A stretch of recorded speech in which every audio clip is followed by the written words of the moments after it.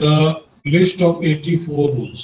कितने रूल्स का? तो 84 रूल्स का यहाँ पे लिस्ट था। उसमें से given here are excerpt from this book Maja Pravas, written by Vishnu Bhatt Godse, Brahmin from the village in Maharashtra। ठीक है, तो एक महाराष्ट्र गांव से आने वाला व्यक्ति के द्वारा, जो जिनका नाम विष्णु भट्ट गोडसे रहता है। ठीक है, वो ब्राह्मण परिवार से आते हैं। उन्होंने एक किताब लिखा जिस किताब का नाम था माझा प्रवास। ठीक है, माझा प्रभास। ठीक है, यहाँ पे एक है वर्ड है EXCERPT। इसका मीनिंग जो होगा वो आपका, हाँ बोलिए। अंश हो सकता है मतलब इसका मीनिंग, या फिर खंड। जोर से बोलिए, नहीं सुनाई दे रहा। तो इसका हिंदी मीनिंग अंश हो सकता है या फिर खंड। किसका? इसी का EXE वर्ड्स जो दिया हुआ है तो हाँ, तो अंश ही ना होगा इसका। यही ना कहता है कि कुछ अंश जो है, ये माजा प्रवास जो है विष्णु भट्ट के द्वारा लिखा गया एक किताब है, जो कि ब्राह्मण फैमिली से आते हैं, उसका कुछ अंश दिया हुआ है। मैंने एक पेज में, ज्यादा से ज्यादा कहिएगा तो एक पेज में दिया हुआ है। एक पेज नहीं, 2-3 पैराग्राफ का दिया हुआ है। कुछ अंश है जो कि ब्रिटिश रूल को आम आदमी के नजर में कितना महत्व था, ये आपका इस बुक से कुछ अंश दिया हुआ है, कुछ पार्ट दिए हुए हैं। ठीक है, अंश आपका यही होता है। ठीक है, एक्सर्ट होता है। तो यहाँ कहता है he and his uncle had set out to attend yajna being organized in Mathura. ठीक है, what do you mean by yajna? यहाँ पे तो बिल्कुल अलग ही लिखा है। याजना क्या होगा बताइए?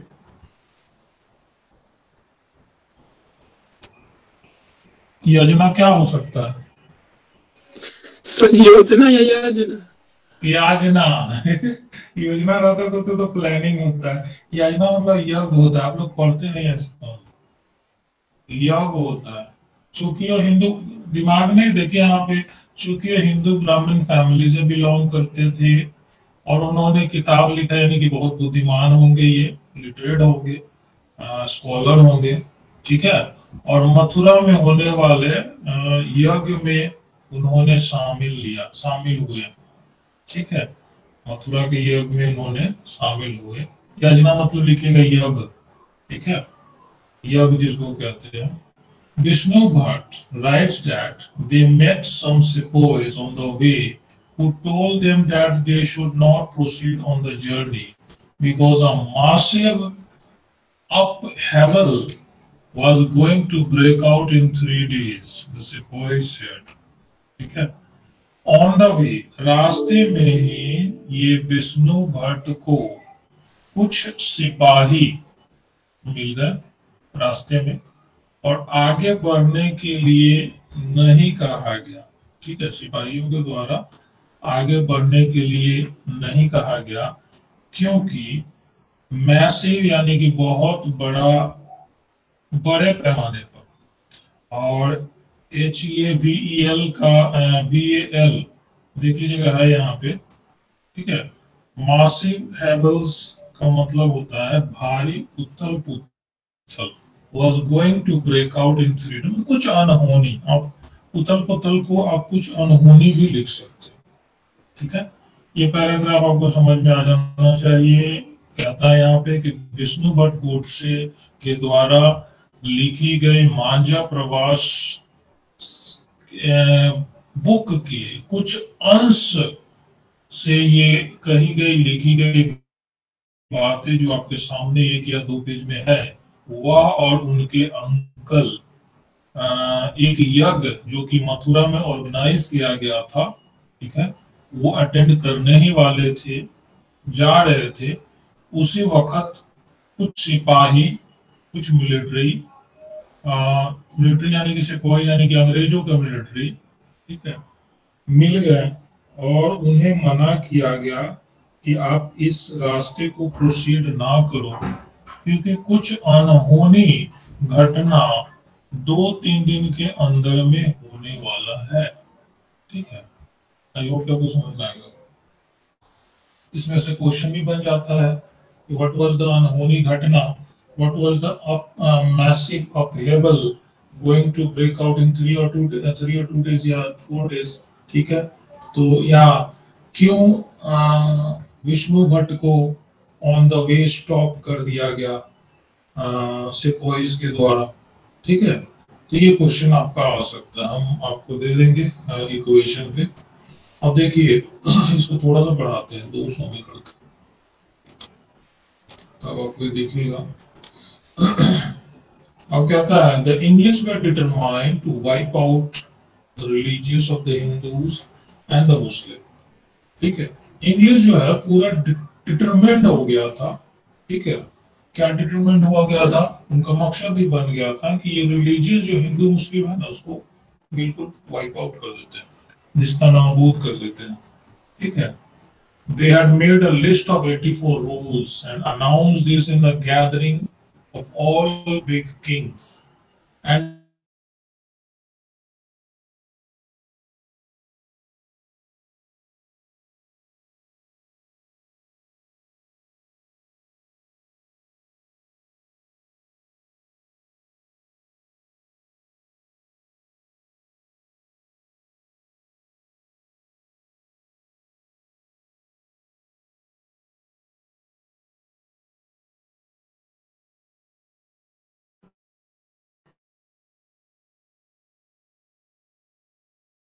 रिंग करके इकट्ठा करके, ठीक है, अनाउंस कर चुके थे। ठीक है, किंग्स एंड प्रिंसेस, राजाओं और राजकुमारों के सामने कलकत्ता में, चूंकि कलकत्ता क्यों यहाँ पे कहा गया है, क्योंकि ब्रिटिशर जब आए थे तो कलकत्ता को राजधानी पहले बनाया था। दिमाग में रखना, दिल्ली राजधानी ब्रिटिशर्स लोगों के लिए नहीं था, कलकत्ता था।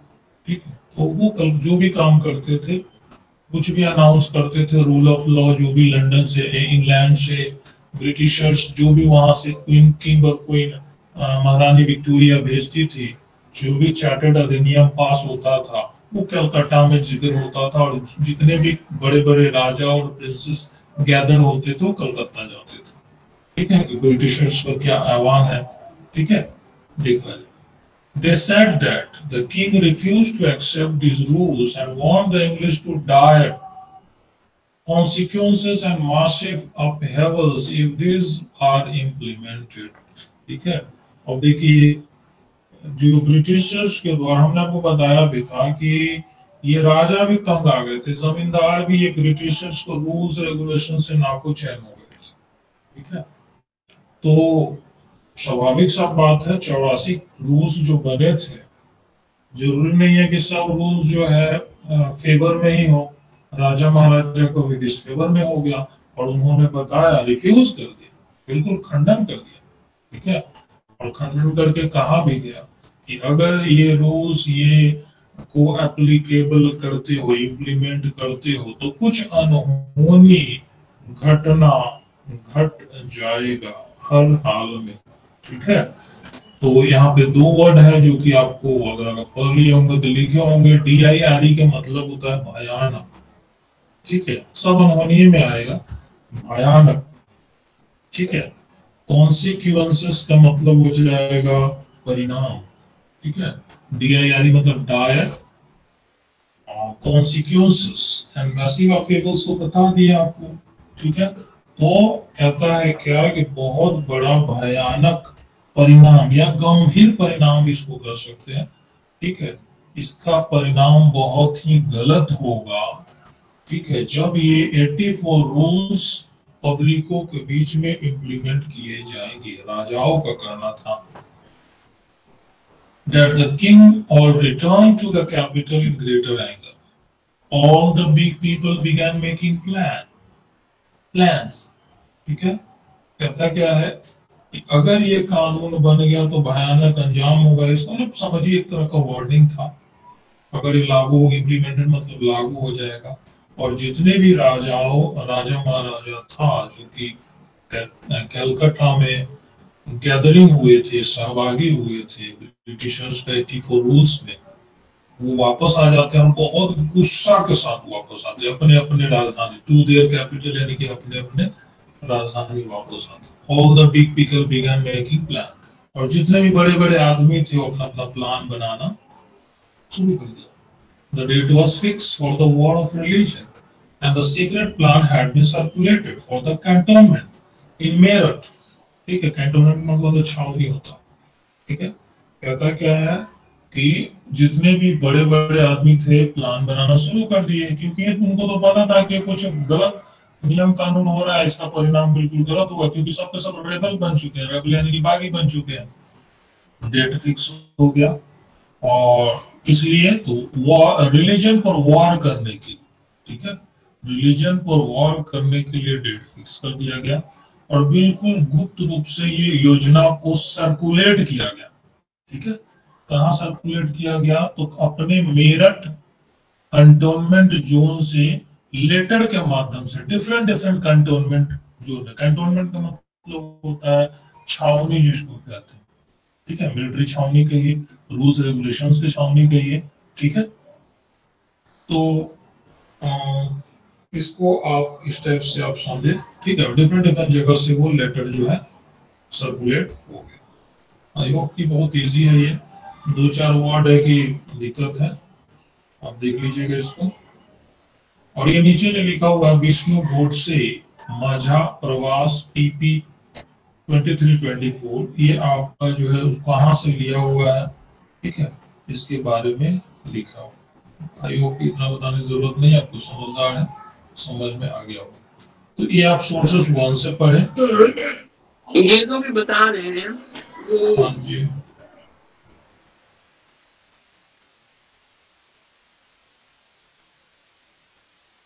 जा रहे थे तब उसको सिपोरी से था, वो कहानी बता रही है।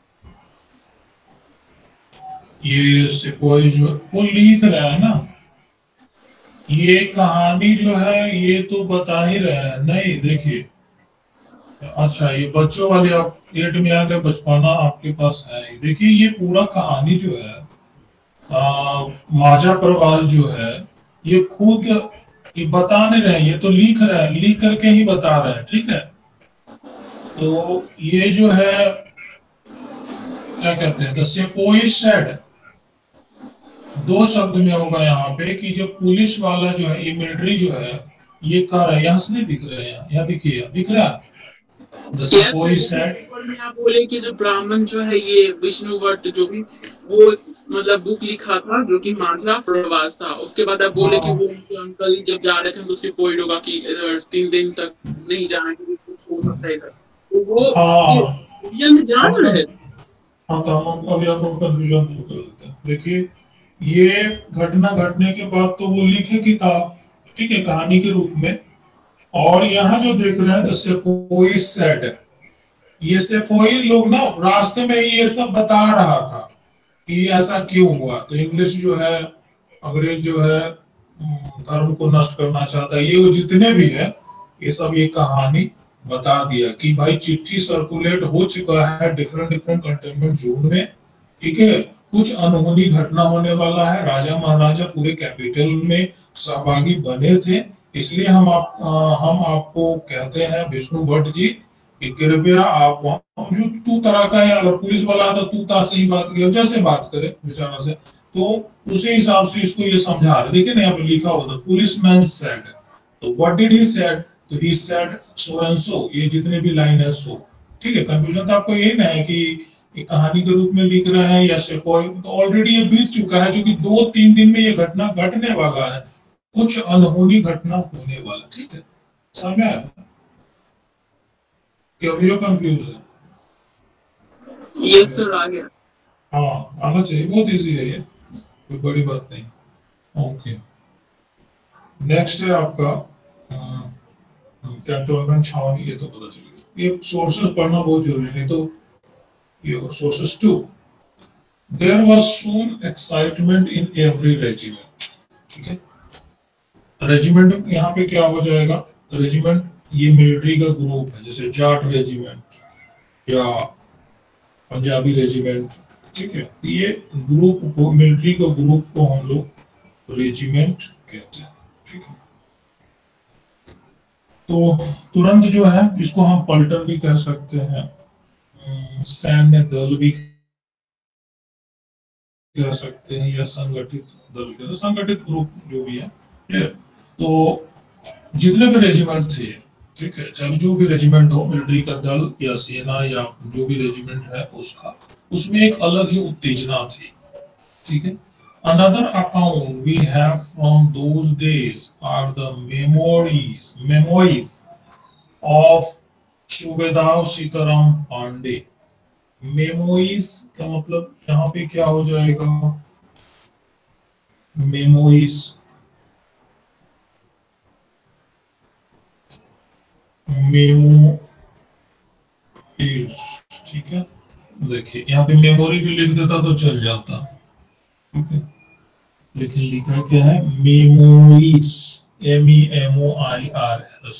इसको दाग लगा या लिखे क्या है, सन्स, या मतलब एक घिसा संस्मरण इसको जो कहते हैं, या इसको हम वैसा सोचना जो बिल्कुल दूसरे ढंग का हो। ठीक है, तो एक प्रकार का ये सूचना, एक याद, एक मेमोरीज। ठीक है, इसको आप कह सकते हैं।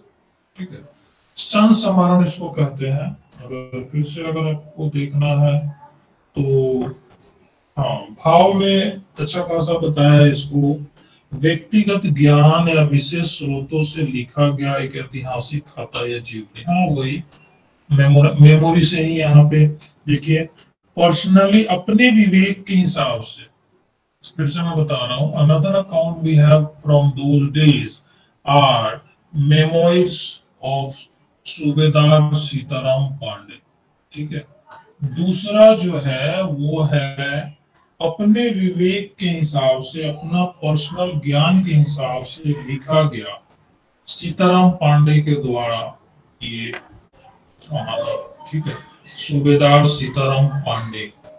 Sitaram Pandey was recruited in 1812 as a सिपाही in Bengal native army। और ये कौन थे, तो सीताराम पांडे जो है उनका बहाली हुआ, रिक्रूटमेंट मतलब बहाली, सिलेक्शन होना 1812 में सिपाही के रूप में बंगाल नेटिव आर्मी में उनका बहाली हुआ। ठीक है, he served the English for 48 years and retired in 1860। अब देख लीजिए, 48 साल सीताराम पांडे उन्होंने योगदान दिया, सर्व किया इंग्लिश को, सर्व मतलब सेवा होता है, और 1860 में वो रिटायर्ड कर गया। ठीक है, 1860 में वो रिटायर्ड कर गया। He helped the Britishers to suppress मतलब दबाना, the rebellion, though his own son was a rebel and was killed by the British in front of his eyes। देखिए कितना दुर्घटना यहाँ पे घट गया। ब्रिटिशर्स को सप्रेस करने के लिए, जैसे मैं बता रहा हूँ, ही हेल्प द ब्रिटिश, क्योंकि वो 48 साल नमक खाया इसका, तो वो इंग्लिश का, तो इंग्लिश का ही गुण गाएगा बेचारा। तो 1860 में रिटायर्ड करता है। बहुत सारे वे से ब्रिटिशर्स को उन्होंने मदद भी किया, रिबेलियन को सप्रेस करने के लिए, दबाने के लिए बहुत मदद भी किया ब्रिटिशर्स को। उसका अपना बेटा जो बागी हो चुका था, क्रांतिकारी हो चुका था, ठीक है, ब्रिटिशर्स के द्वारा मारा गया। ठीक है, उसके नजर के सामने, in front of his eyes, आपके सामने। On retirement he was persuaded by his commanding officers Norgate to write his memories. ठीक है, और मेमोरीज का मतलब तो हम बता ही दिए, उसको दाग लगा करके ना आप भाव लिखिए, उसका मीनिंग मत लिखिए। ठीक है, हिस्टोरिकल अकाउंट और biography written from personal knowledge और स्पेशल सोर्स, अपने व्यक्तिगत स्रोतों के माध्यम से कुछ भी अपना जानकारी देते हैं, उसको हम लोग मेमोइर्स कहते हैं। ठीक है, तो रिटायरमेंट के बाद ब्रिटिशर्स लोग कमांडिंग ऑफिसर्स के द्वारा ये सीताराम पांडे को परसुएड किया गया, ठीक है, राजी करना होता है परसुएड, ठीक है, कि भाई तुम अपना जो है लिखो personal view.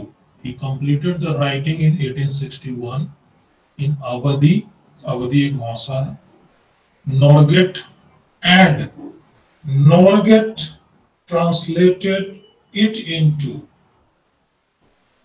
English and had it published under the title From Sepoys to Subedar, ठीक है। जब उन्होंने किताब लिख लिया, ठीक है, तो आप एक चीज और देख लीजिए कि नॉर्गेट होता क्या है, NORGATE, नॉर्गेट होता क्या है, तो इसमें अगर नॉर्गेट होता क्या है तो नॉर्गेट लिखा है, यानी कि नॉर्गेट एक नाम है, अवधि या नॉर्गेट, ये ट्रांसलेट किया गया, ये भाषा है, ठीक है। नॉर्गेट जो है भाषा है, क्योंकि अवधि और नॉर्गेट में लिखा गया, जो कि इंग्लिश में ट्रांसलेट किया गया। उसका टाइटल दिया गया सिपोही टू सब सूबेदार, ठीक है। सूबेदार सीताराम पांडे के द्वारा कमांडिंग ऑफिसर द्वारा राजी करके एक बुक को लिखा गया जिसका नाम था, अपना बायोग्राफी, पर्सनल बायोग्राफी लिखवाया गया जिसका नाम था सिपोही से सूबेदार, ठीक है।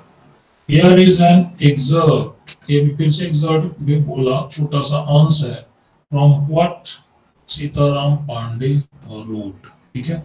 यहाँ पे कंफ्यूज करिएगा, इसलिए हम बता देते हैं कि ये एक छोटा सा अंश है जो कि क्या सीताराम पांडे लिखे अपने पर्सनल बायोग्राफी में, ठीक है, वो यहाँ पे दर्शाया गया, ठीक। आई होप ये सब दिख रहा होगा आपको, दिखना जरूरी है। अब आइए, कहता है it is my humble opinion that this seizing of Oudh filled the mind of sepoys with distrust and led them to plot against the government। कितना सुंदर बात लिखा, ठीक है। और कहता है कि ये मेरा हम्बल ओपिनियन रहा है, हम्बल रिक्वेस्ट लिखते हैं ये आप लोग, ठीक है। तो ये कहता है कि ये मेरा अपने ओर से एक हम्बल ओपिनियन रहा है, ठीक है। क्या चीज का ओपिनियन रहा है, तो जो आप यहाँ पे करने जा रहे हैं, ठीक है, आपके द्वारा जो भी सिपोइस के माइंड में जो दिए जा रहे हैं, ठीक है। हम्बल का मीनिंग आपका विनम्र होगा, अगर आपको नहीं पता है तो ओपिनियन का मतलब एक और बता देते हैं कि राय होता है।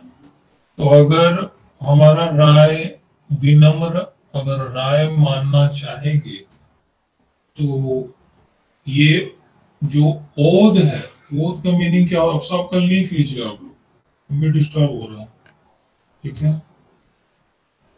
ओध का यहाँ पे अवध है, ये अरबिक शब्द है ओध, ठीक है। Fill the mind of sepoy the distrust, distrust अविश्वास, ठीक है।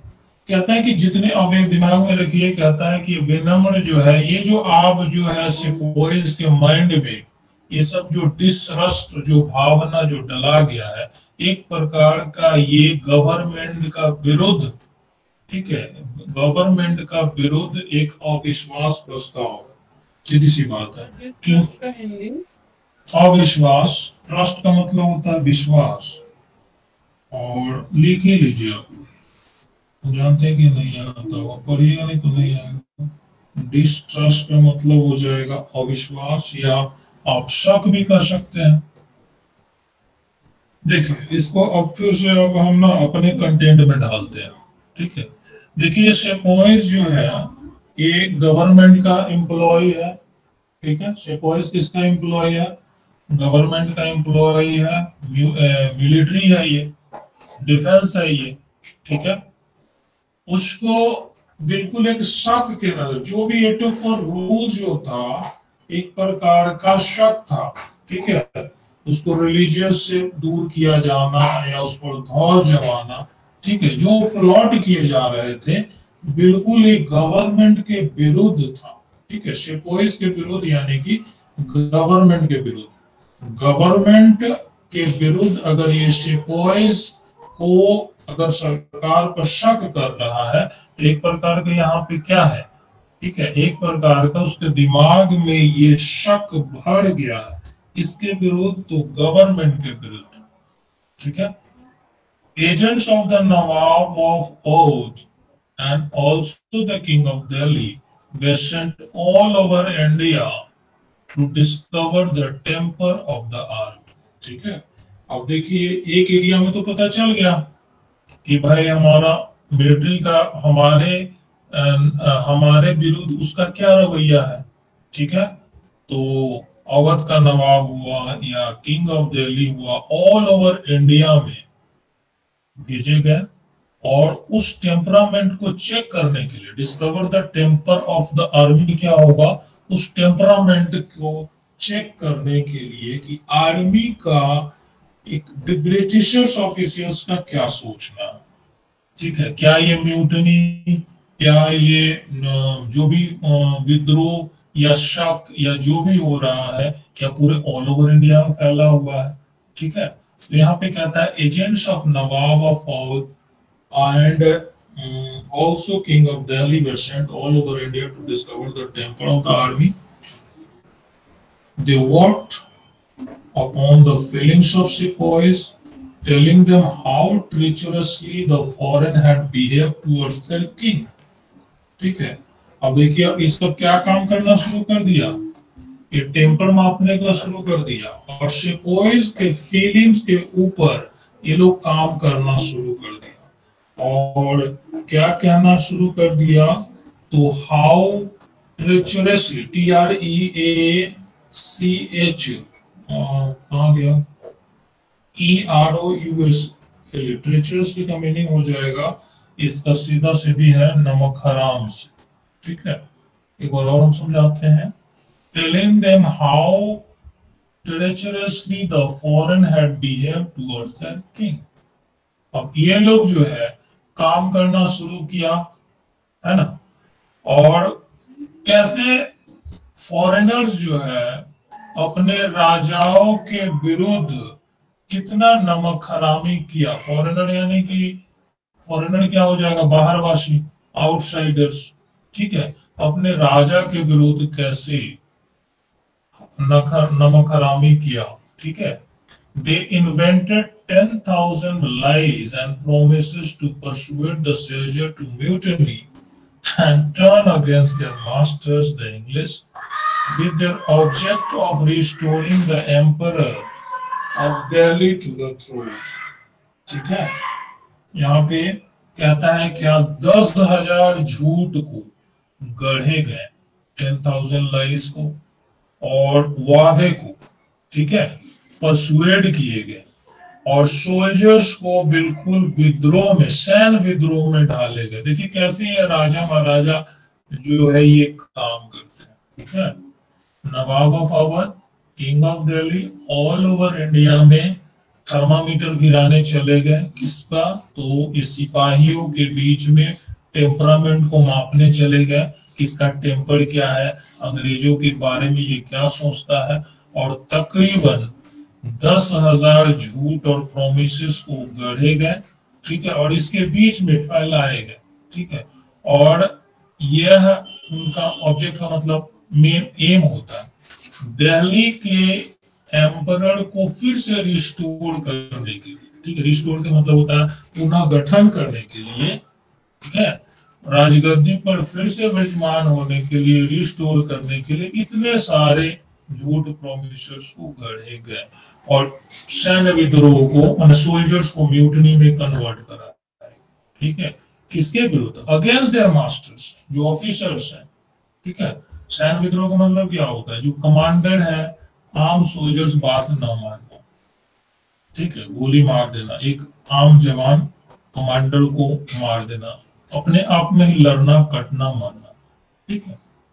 They maintain that this was wholly within the army's powers, with the soldiers would only act together and to do as they were advised. ठीक है, उन लोगों ने maintain किया, क्या मेंटेन किया, आर्मी के पावर को, ठीक है, within the army's powers if the soldiers would only act together, ठीक है, डू दे वेयर एडवाइस, जो भी उनको एडवाइस दिया गया है वही सोल्जर्स करेगा, उस तरह के वो लोग मेंटेन कर चुके थे। और यही से आपका सैन्य विद्रोह जो है आपका, यहाँ देखिए चित्र भी है, ठीक है, कैसे आपस में ही मिलिट्री वगैरह लड़ रहे हैं, यहाँ पे लिखा हुआ भी होगा, दो पार्ट में है ये, देखिएगा तो दो पार्ट में है, ये कंटिन्यू करेगा, ठीक है, पहले आप देख लीजिए इसको।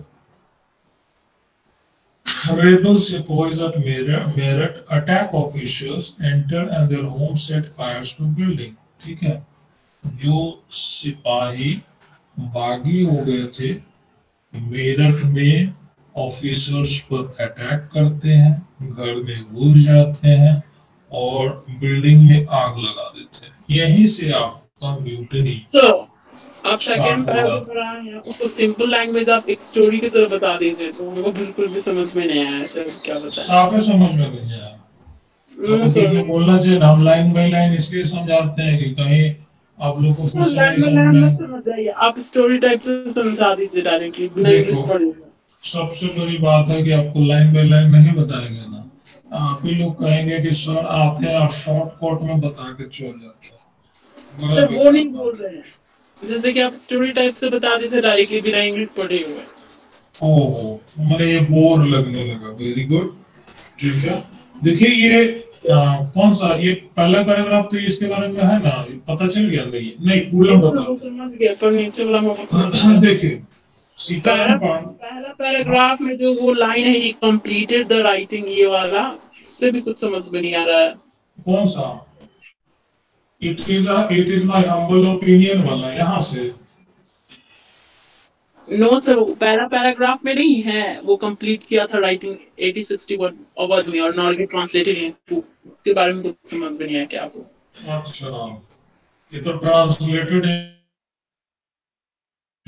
ये नहीं समझ में आया, अरे अवधी भाषा में लिखा था जो कि इंग्लिश में ट्रांसलेट किया और उसको बुक का नाम दिया गया, टाइटल दिया गया सिपाही टू सूबेदार, चूंकि वो सिपाही था, सूबेदार से रिटायर्ड किया होगा, सीधी सी बात है, क्लियर, तो कैसे वो सिपाही था, कैसे वो सिपाही था और सूबेदार को टाइटल दिया गया, ठीक है, और यहाँ पर जो बताता है, ये जो कहना चाहता है कौन, ये आपका सीताराम पांडे ये लिखना चाहते हैं, बताना चाहते हैं अपने लेख के माध्यम से कि कैसे कैसे सिपाही विद्रोह हुआ।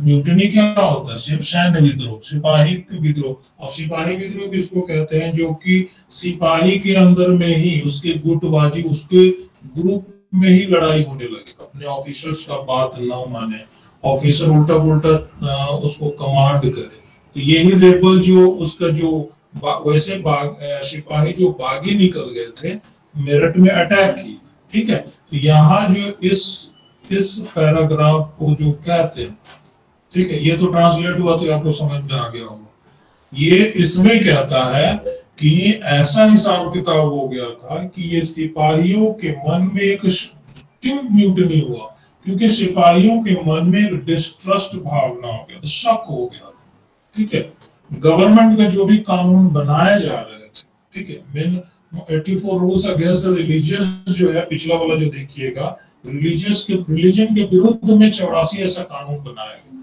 रूल्स बनाया गया, जिसमें एक था कि समुद्र पार करना है, सिपाही में तुम भर्ती हो रहे हो तो समुद्र पार करना है, जो भी हम कहें वो तुमको करना पड़ेगा, ऐसे ऐसे 84 रूल्स रेगुलेशंस थे, ठीक है, और धीरे धीरे सिपाहियों के बीच में एक शक का भावना, हीन का भावना जगना शुरू हो गया था, ठीक है, तो इसी बीच में ये फायदा उठाना शुरू कौन किया, तो नवाब जो थे, अवध के नवाब थे, दिल्ली के राजा जो थे, किंग ऑफ दिल्ली, ठीक है, वो सब के सब जो है वो अपने आर्मी, जितने भी आर्मी थे, ब्रिटिश ऑफिसर्स के जितने भी जो इंडियन आर्मी ब्रिटिश में काम कर रहे थे, उनका टेम्पर, टेम्पर मतलब होता है गुस्सा। डिस्कवर द टेम्पर, टेम्पर को मापने के लिए मतलब क्या कहना है उसका, और सब सिपाहियों ऑल ओवर इंडिया का सिपाही का क्या कहना है, ठीक है। तो उन्होंने उनके फीलिंग्स के ऊपर काम किया, ठीक है, किसका, सिपाहियों के फीलिंग्स के ऊपर काम किया। और काम क्या किया, सिर्फ और सिर्फ भड़काने का काम किया, ओरिजिनल बताने का काम किया कि कैसे फॉरेनर्स और राजा के बीच में नमकरामी शब्द या दुस्साहस शब्द को यहाँ पे लाया गया, ठीक है। और ऐसे ऐसे सिपाहियों के बीच में 10,000 झूठे, ठीक है, लगभग 10,000 झूठ, सच, प्रॉमिस वगैरह किए गए, ठीक है। और वह मास्टर्स के विरुद्ध, मास्टर्स यानी कमांडर, जो भी ऑफिसर्स के विरुद्ध में, ठीक है, ये विद्रोह करा दिए गए, ठीक है। अब देखिए यहाँ पे कहता है कि मेन आपका रक्षक ही सिपाही, मेन तो डिफेंस था, किसका मेन डिफेंस था, तो अंग्रेजों का मेन ताकत क्या था, तो उसका डिफेंस था, आर्मी था, सिपाही था। उसी के बीच में ये जो है भड़का दिया गया, ठीक है, बहुत सारा झूठा दिया, जो भी है ओरिजिनल या डुप्लीकेट जो भी है, जैसे कि और भी पढ़ेंगे आगे, जैसे कि कार्टेज में जो भी छर्रा होता है, गोली होता है या बम होता है, उसमें मुस्लिमों को बता दिया गया कि इसमें तुम्हारा शुगर का ये है, चर्बी है, या हिंदुओं को बता दिया कि लास्ट वाला ये वाला इस पैराग्राफ में पढ़ेंगे तो आपको पूरा समझ में आ जाएगा, ठीक है। ये वाला देखिए, यहाँ म्यूटनी बिकम्स पॉपुलर रिबेलियन में पढ़ेंगे तो गाँव वगैरह ये सब लिखा हुआ था, आपको समझ में आएगा। तो इस तरफ से मतलब 10,000 जो झूठ बोला गया, ये सब झूठ था, ठीक है। सिपाहियों को ये सब बताया गया, ठीक है। और बताने का काम कौन किया, ये जो थे, जो अंग्रेज का जो पिट्ठू थे, तो ये लोग अंग्रेज का पिट्ठू ही थे, जो कि भड़काने का काम किया ये। और भड़का करके इन्होंने एक अच्छा खासा म्यूटनी का तैयार किया, सैन्य विद्रोह करवा दिया, जिससे लाखों लाख सोल्जर्स मारे गए, आपस में लड़के कट के ऑफिसर्स मारे गए, ठीक है। इसमें आपका यही कहता है, शॉर्टकट में अगर आप समझना चाहिएगा, ठीक है, समराइज टाइप से, तो आप इस यही कहता है, ये पैराग्राफ आपका यही कहता है, ठीक है। आई होप आपको समझ में आ गया हो। कोई क्वेश्चन हो तो बताइए। Hello, no sir. ठीक है, तो ये आपका यही करता है, इसमें कुछ ज्यादा नहीं ये करना है, मात्रा नहीं ज्यादा लगाना है, ठीक है। तो यहाँ पे इस हिसाब से आपका ये सैन्य विद्रोह हुआ। सेकंड जो है आपका कंटिन्यू करेंगे, टाइम तो ओवर हो गया। इसमें कोई सवाल है तो बताइए, इसमें है इतना है ना, ठीक है।